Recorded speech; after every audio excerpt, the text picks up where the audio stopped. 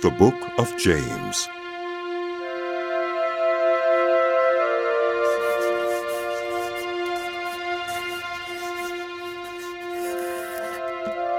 James, a servant of God and of the Lord Jesus Christ, to the 12 tribes scattered among the nations, greetings.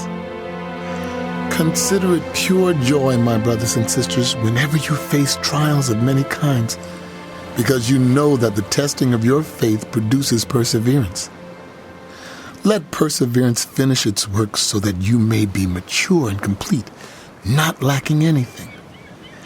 If any of you lacks wisdom, you should ask God, who gives generously to all without finding fault, and it will be given to you.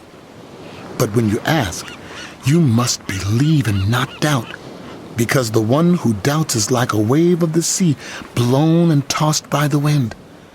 Those who doubt should not think they will receive anything from the Lord. They are double-minded and unstable in all they do.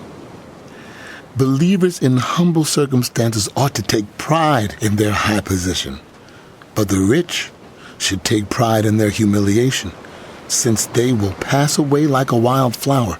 For the sun rises with scorching heat and withers the plant. Its blossom falls and its beauty is destroyed.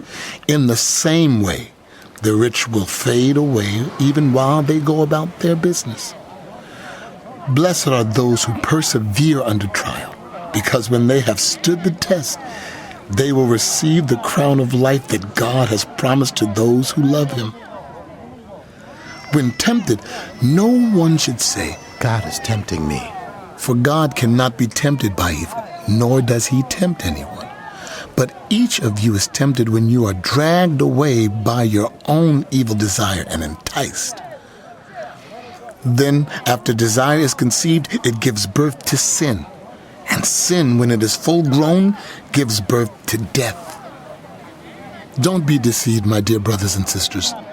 Every good and perfect gift is from above, coming down from the Father of the heavenly lights, who does not change like shifting shadows.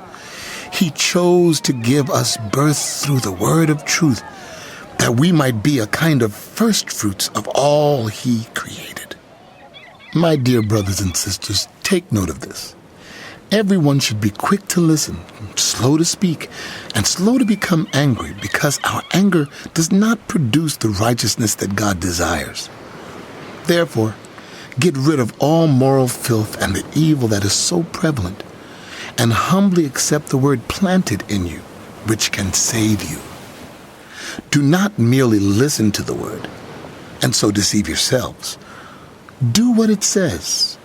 Those who listen to the word but do not do what it says are like people who look at their faces in a mirror and, after looking at themselves, go away and immediately forget what they look like.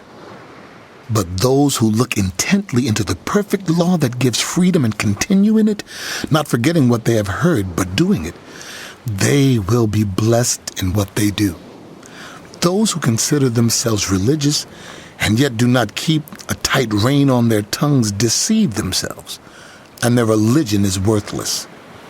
Religion that God our Father accepts as pure and faultless is this: to look after orphans and widows in their distress, and to keep oneself from being polluted by the world.